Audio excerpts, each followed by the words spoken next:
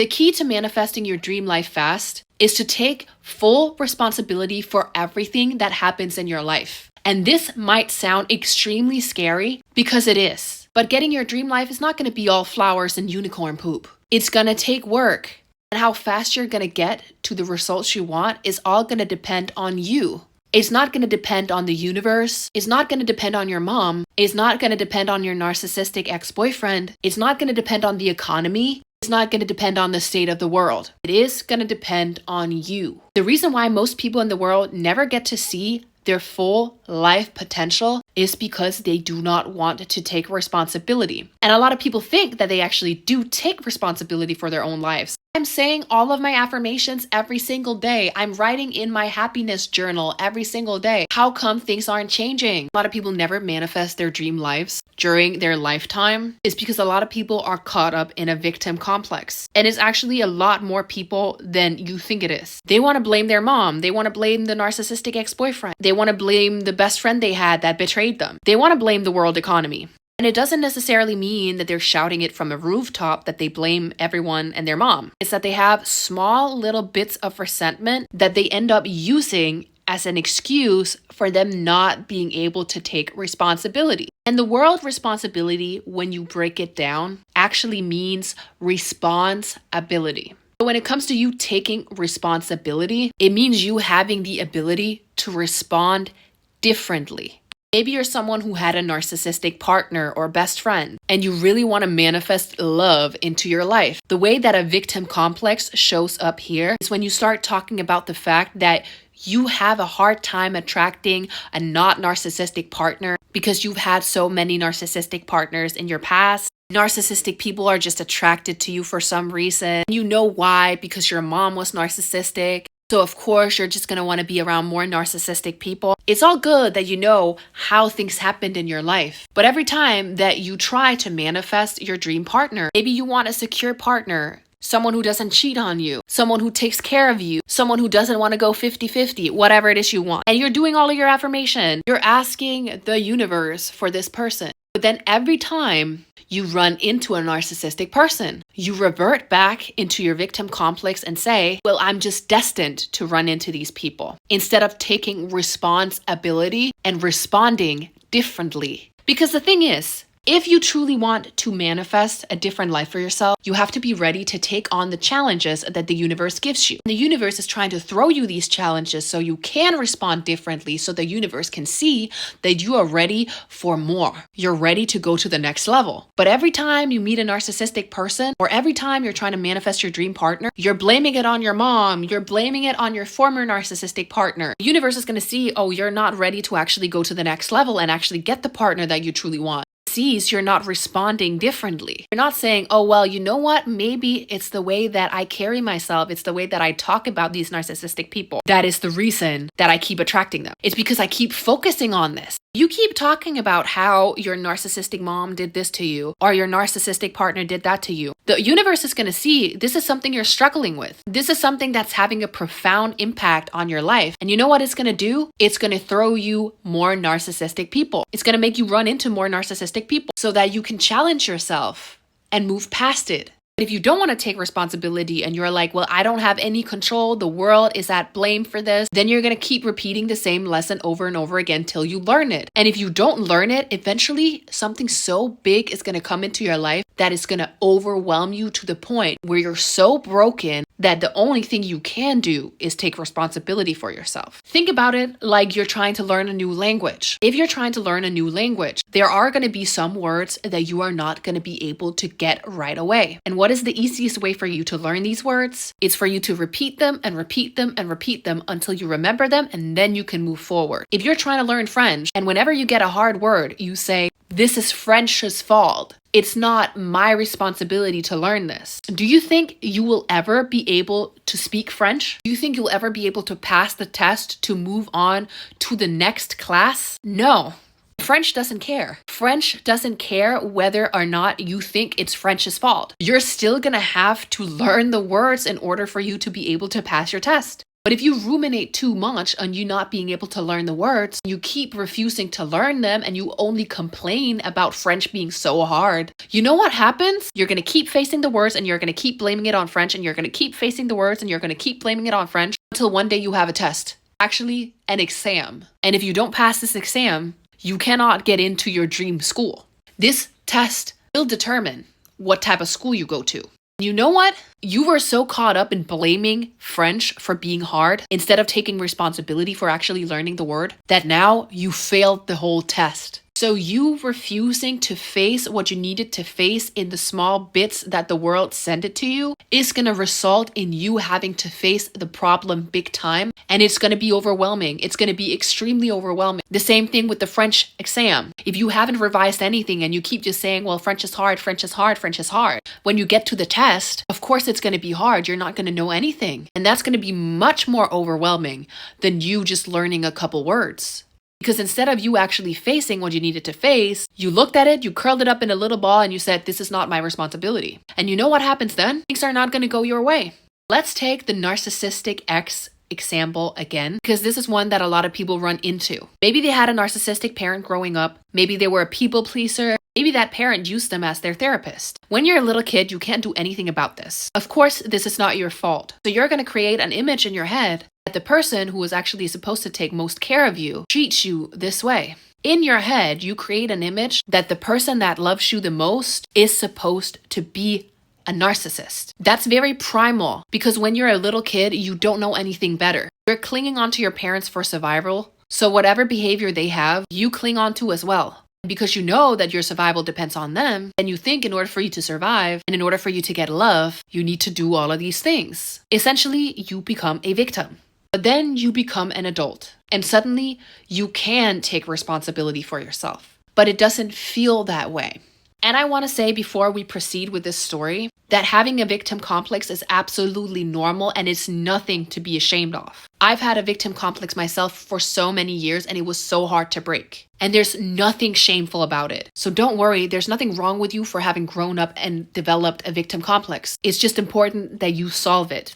Anyways. When you grow up, suddenly you can take responsibility of yourself. But your whole life, you've painted a picture of the fact that someone who loves you has to be a narcissist. It has to be someone who takes advantage of you. So that's what your nervous system is actually used to. That's what your nervous system is comfortable with, even though it's extremely uncomfortable. So every time you go into the world and you look for a partner, which is natural because humans want companionship, you're naturally going to gravitate towards the people that are narcissistic, because they feel comfortable to you. So in reality, your perception of what love is what's attracting narcissistic people into your life. You are essentially the one who is attracting narcissistic people into your life. But of course, this is not fun, and this is not how things are supposed to be. When you were a kid, you were only doing this because if you didn't please people, if you didn't say yes to the narcissistic people, you wouldn't have food on the table. You wouldn't survive. So you naturally start thinking that it's other people's fault, even when you're an adult.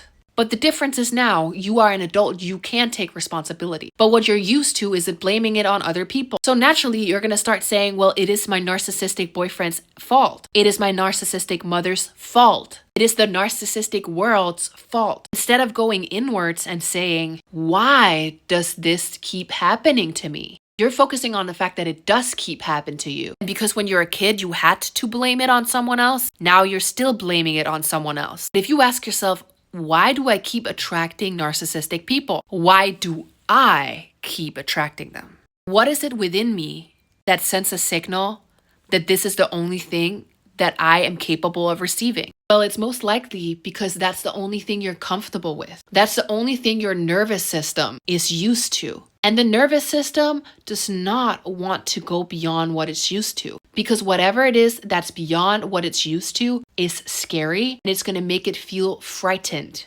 So it's not going to push you towards anyone who's healthy. It's not going to push you towards anyone who's secure and who's not a narcissist. It's going to want to repeat the same cycle. This is why you have to go inwards and into yourself and take responsibility for healing yourself. You're going to have to push yourself into the uncomfortable territory of taking full responsibility for yourself and your behaviors. Maybe you do run into another narcissistic person on your journey towards love. And maybe you do end up having very uncomfortable and compromising experiences with them. Natural thing for you to want to do is to blame it on them, blame it on your past, blame it on the world. Say, why is no one going to help me? You have to help yourself. And instead of you getting caught up in the emotions of how much it hurts, of what you went through, because that's what you're comfortable with. You're comfortable with letting your emotions control you instead of you listening to your emotions and saying, why does it make me so upset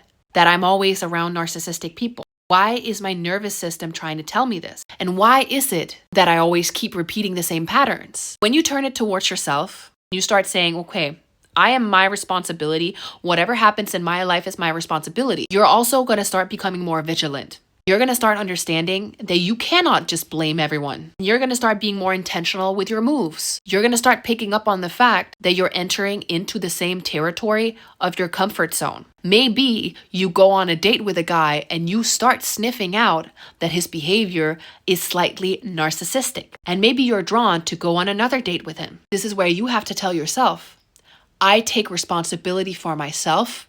I control my life. And you're going to say, I'm not going to let that happen. But your people pleaser self, your nervous system is going to want to go on a date with this guy again. It's going to want to put you in an uncomfortable situation. This is where you have to become intentionally uncomfortable with the fact that you're not going to go on a date with him. You're going to have to be intentionally uncomfortable with declining. You're going to have to become intentionally uncomfortable with taking responsibility for yourself. The same thing happens when you go to the gym. If you want to grow big muscles, you have to become uncomfortable by lifting weights until your muscles hurt.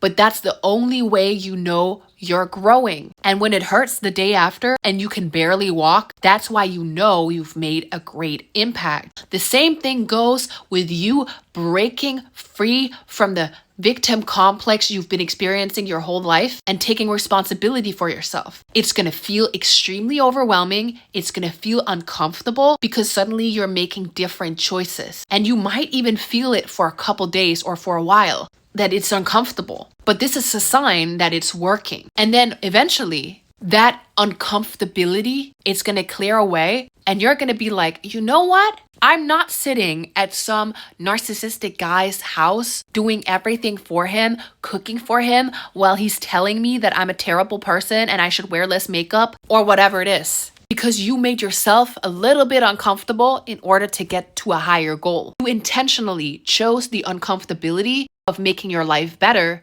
rather than the uncomfortability of repeating the same behavior you've been repeating again and again and again. When you start doing this with one thing, maybe you start taking responsibility for you finding the right partner first. You not blaming everyone for the fact that you keep attracting narcissists. When you become uncomfortable intentionally and break that pattern, suddenly you can start breaking more patterns. Maybe you have a scarcity relationship with money. And what you're used to doing is every time you get a lot of money from your paycheck, you just spend it and then you ignore it. Then the uncomfortability that you have to face is that you have to look at your bank account every single day, even if you spend all your money and even if you're in debt. I had a lot of resentment towards the world when it came to me being a neurodivergent. For many, many years, I blamed everyone and their mom and the system for why things were the way they were. And I refused to take responsibility for myself because I thought the world was not going to help me if I take responsibility for myself. But the world wasn't helping me regardless. So I was just recycling this pattern of resentment towards the world. Because I'm weak. Why are you not helping me? Because I'm weak. Anytime anything happened in my life, I would blame my neurodivergence. I would be like, it's because I'm neurodivergent that this is going wrong. It's because I'm neurodivergent that I can't go to the gym. It's because I'm neurodivergent that I can't be successful. It's because this and this and that.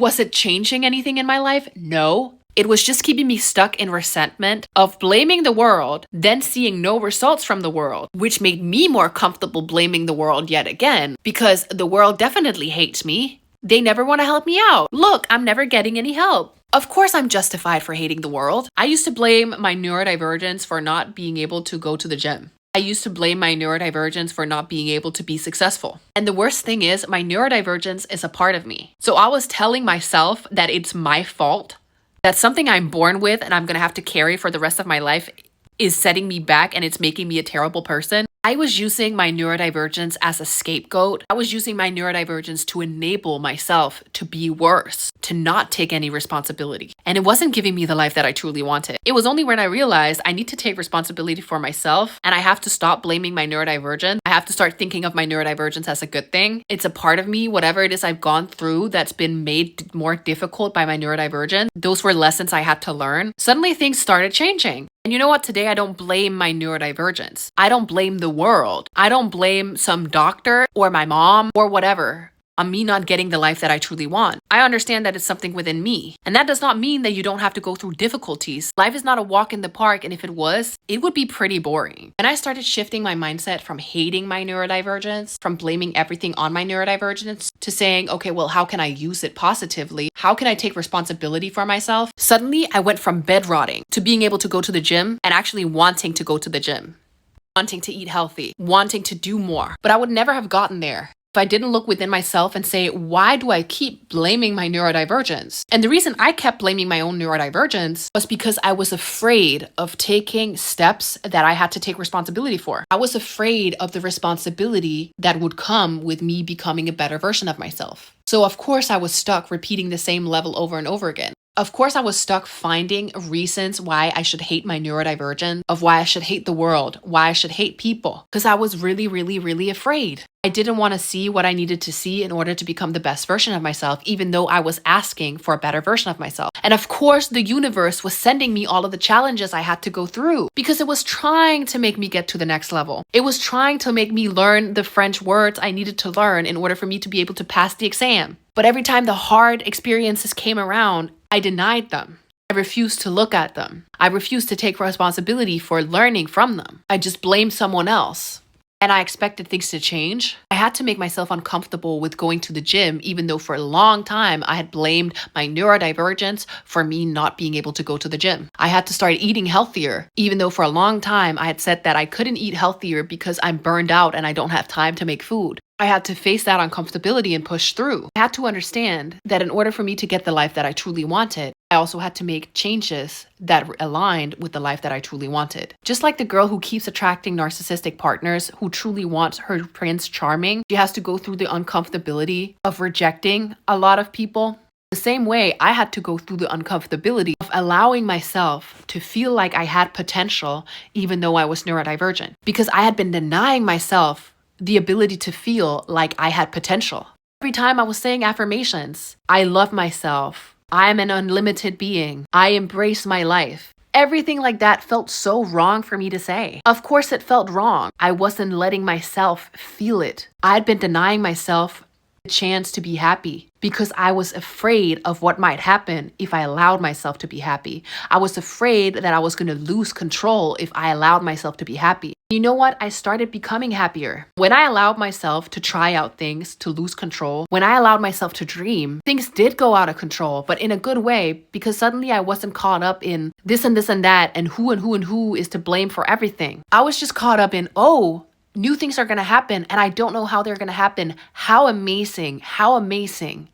I'm just going to let things happen because I know I take responsibility for all of the little things I do. Let's go back to comparing it to learning French again. I was learning my French words. So when an exam came around, something big I had to face, I had faced my fears in small doses so that when it was time for me to level up, I could grab it and I could say, I'm ready. Even if I failed the exam the first time around, I knew that I had put in the work and I was not going to blame my teacher for not being able to learn it. I was just going to be like, you know what? I'm going to revise a little bit more and I'm sure that next time it's going to go better. If you truly want to manifest your dream life and you want it to happen faster than you could ever imagine, you have to be comfortable with taking responsibility for your life. You have to get comfortable with taking responsibility for your action. You have to get comfortable with seeing the challenges you have to face as a part of your growth journey and not as something that defines you. When you take responsibility of your own life, the universe can see that you're ready to take responsibility of your dream life. And it's going to start sending you more and more because it can see that you're ready to handle more.